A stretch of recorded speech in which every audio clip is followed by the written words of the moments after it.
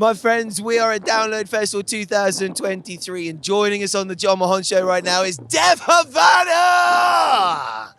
How the fuck are we doing, boys? Well, not as good as you. Not as enthusiastic as you, but we're good. We're good.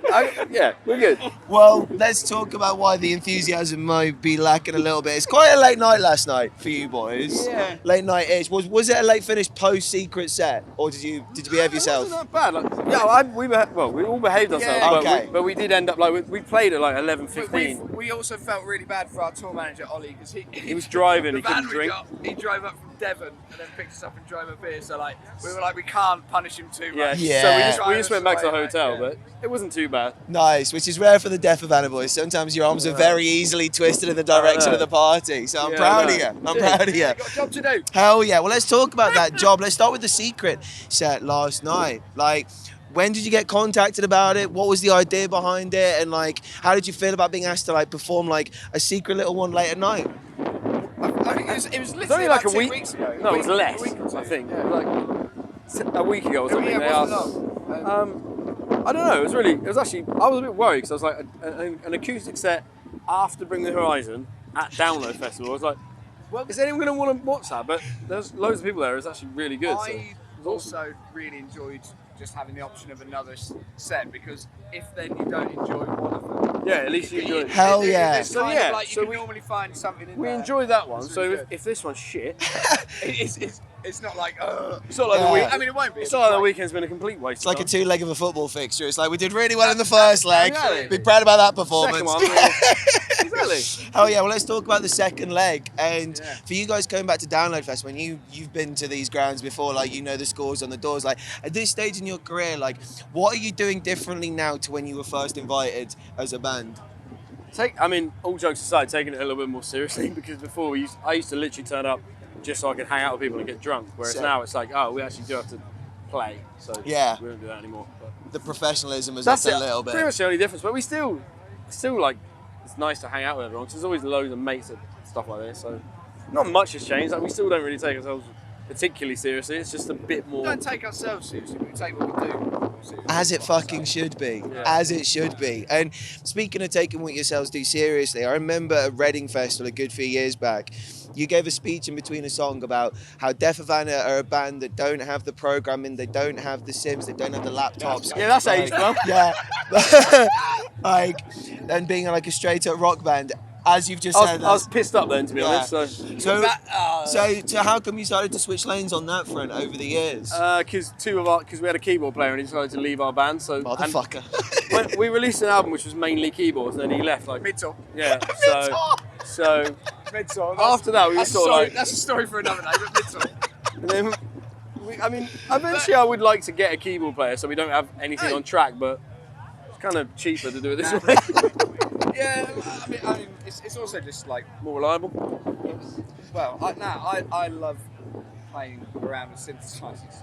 Basically. Sick. To be fair, you do play. I do a He bunch does play a lot now, of keys like, live now. We've made sure, like, I've kind of engineered the sets that we do to be, like, I don't have any beats to chill out and skull. Like, so it's really nice to be busy. It keeps you in check. Yeah. Like stops you wandering off and getting into trouble. Yeah, basically. Well, I mean, like the reason why I wanted to talk about like that quote in particular, like to be honest, I'm glad that like you've embraced like that kind of stuff because there's nothing wrong with it, and like No, that's all right. it's a nice side to embrace. But I think the reason why you probably gave that speech back then was because you were proud musicians. You've Yeah. always been very, Yeah. very proud musicians. You've enjoyed the fact that you are a rock band who sticks to guitars, and And I also think we've always just felt a little bit outside. Yeah, we're not really a part of. like collective scenes. I don't things feel like we've that. ever been a part of any scene. Like we're not really. We're just always in. We've always just been on our own. So I guess we kind of felt. Yeah, 100%. We felt like we were sort of. And also at that point in time, we had loads of people telling us we were going to be massive, so we were right. Yeah, to be fair, I did think that album was going to get us massive. Didn't do anything. It's probably people's least favourite album we've released. That's Which good. one? Old Souls, it's called. what do you reckon that's people's least favourite? Yeah, I reckon. But to be fair, Really? when I think about it now, it's a massive. We did that. Fucking good album. Yeah, I really like, that's like why I'm surprised at hearing you say that. Like we didn't really get much feedback on it. I don't know, it's weird. Anyway. That blows my fucking mind. Holy shit. What a horrible perspective the music industry sometimes offers to people. It's like you guys can sit there being really, really proud of a body of work and then you release it and they're like, it's all right. Yeah, they're like, hold on, I thought you were giving us some singles. And you're like, yeah, are you not looking with your eyes and your ears? Come on, mate. Jesus Christ. Well, in terms of the Deaf Havana set list these days, with the extensive discography that you've now collected over the years, what is set list construction like? Like, is it a case that like you try and freshen it up every now and then and like put different things in different orders, open and close with different songs? Definitely. I mean, obviously with the more albums you release, the harder it gets, but as a result, it gets more fun. Yeah. I think, because then you start to realise like what songs can block together well, and like say like the last tour we did, and so the set we'll do later as well. We're going to close with a particular song that we didn't ever finish with, and I was just before we went on tour, I was like, that needs to be the last song. I know it'll work great, and it went down like. It's like my favourite song to finish up with. Holy shit. Which song is it? Because this is going to go out afterwards. It's called Kids. Kids. Tune.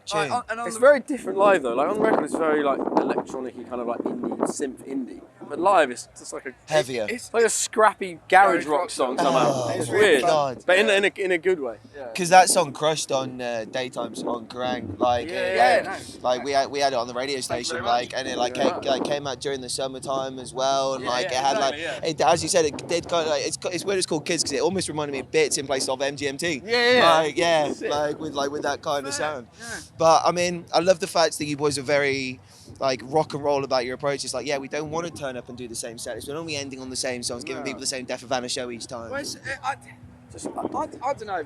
For me, that comes down to like what I want as a like an audience member. Yeah. Like, I want a band to tell me what I should be hearing. I don't. But obviously, there's some songs I want to hear.